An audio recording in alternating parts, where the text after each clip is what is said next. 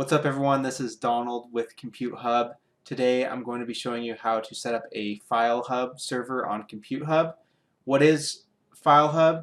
This is our simple to use file sharing platform. It was designed to be really simple and easy to use. Why did we decide to do this? Well, we feel that there are a lot of file sharing platforms out there currently online. Sure, they work well, but you don't have really full access to that server. With FileHub you do. You have complete control in the back end of this server, as well as there's just confusing pricing models and they make you pay for multiple users and using specific email types, and we just said that's too difficult. We want to just charge you for running the server, for the server resources, and let you just handle the file sharing piece on your end. So let's go ahead and jump in here to ComputeHub, and I'll show you how to spin up a FileHub server in a matter of seconds.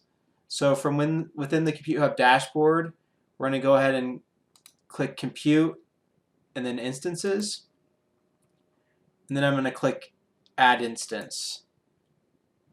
From here you'll see we have a couple of templates for FileHub for depending on how big of the storage space you want. Currently we have 100, 250, or 500 gigabits. You can go higher if you want by overwriting the root disk. There is a few more steps in the process, and if we do get people that want more space, we can go ahead and add more templates to make it easier for you. But for today's example, I'm just going to do 100 GB FileHub server, and for the compute offering, we recommend a 2 vCPU, 2 memory server. Depending on if you want an HDD storage or SSD, you'd want to pick one of these. To keep costs low, I'm going to pick an HDD server. Data disk, no need for a data disk in this instance. And I'm going to go ahead and create a new network. So we're going to go ahead and just call this FileHub. Click OK. And then SSH key pair. This will allow you to use an SSH key to get into the back end of your server. This is not required, but can be done if you want to. For this example, I'm just going to go with the password created for me and do no thanks. And then the last detail is to give a name to your server and click Launch.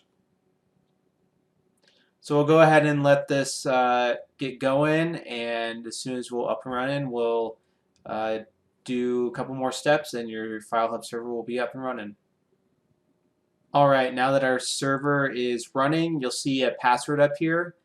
You'll want to copy and paste this. This is to get into the backend console of your server. This isn't required to do, but also you can always reset this password.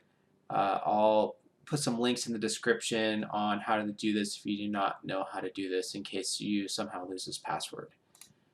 But for now, the last couple steps we need to do to get this FileHub server going is we need to do some port forwarding for the port 80 and add a firewall rule for that port. So I'll go ahead and click on our FileHub server here, and then click on Nix, and then click on our network associated with this server.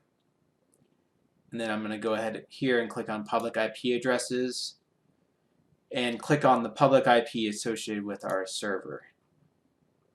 From in here, we'll go ahead and click on firewall, and we're going to go ahead and add the port 80 for start and end ports, and click add.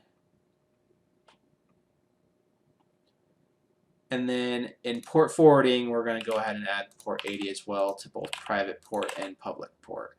And this just allows this port to go through the virtual firewall that is running it on your server.